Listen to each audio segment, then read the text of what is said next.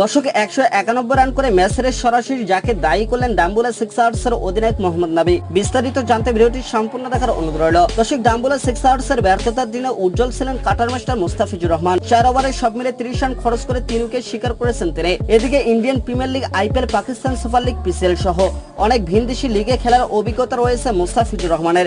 এবার লঙ্কান প্রিমিয়ার লিগের এলপিএল খেলার স্বাদ পেয়েছেন এই কাটা মাস্টার। তাই তো ডাম্বুলা সিক্সার্স ডিরেক্ট সাইনিং এ দলে নিয়েছে তাকে। এদিকে অভিষেক ম্যাচটা ভালো না কাটলো, পরে ম্যাচে ঠিকই ঘুরে দাঁড়িয়েছেন তিনি। টুর্নামেন্টে নিজেদের দ্বিতীয় ম্যাচে জাফনা কিংসের মুখোমুখি হয় ডাম্বুলা। আগের ম্যাচে 3 ওভার বল করলেও এদিন 4 ওভার পূর্ণ করেছেন এই টাইগার পেসার। 4 ওভারে সব মিলে 30 রান খরচ করে 2 উইকেট শিকার করেছেন মুস্তাফিজুর রহমান। দল 4 উইকেটে হারলো, তার পারফরমেন্স মনে রাখার মতোই। নিজের প্রথম বলে কুশল মেন্ডিসের কাছে 4 হজম করতে হয়েছিল এই বাঁহাতি পেসারকে, কিন্তু প্রত্যাবর্তনের গল্প রচনা করে মেন্ডিসকে 2 বল পরেই সাজঘরে ফেরান তিনি। সেই ওভারে মাত্র 6 রান খরচ করতে হয়েছে মুস্তাফিজুর রহমানকে, যদিও পরে ওভারটা ভালো হয়নি তার। চারিদ আসালাঙ্কা পরপর 2টি 4 আদায় করে নিয়েছিল মুস্তাফিজুর রহমানের বলে। দর্শক, দিন লম্বা বিরতি শেষে যখন ডেটে বোলিং করতে আসেন মুস্তাফিজুর রহমান, ততক্ষণে দলের হার প্রায় নিশ্চিত হয়েছিল।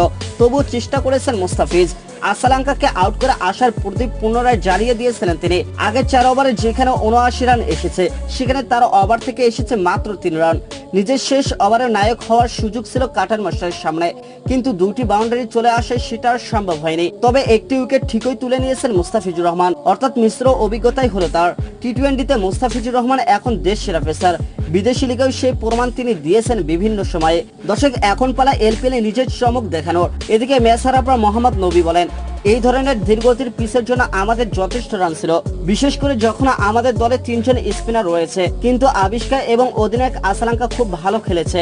মাঝখানে ওই 3 ওভারে আমাদের খেলাটা কেড়ে নিয়েছে। তো দর্শক, আপনি কি মোহাম্মদ নবীর কথার সাথে একমত? জানিয়ে দেন আমাদের ভিডিও কমেন্ট বক্সে। ধন্যবাদ।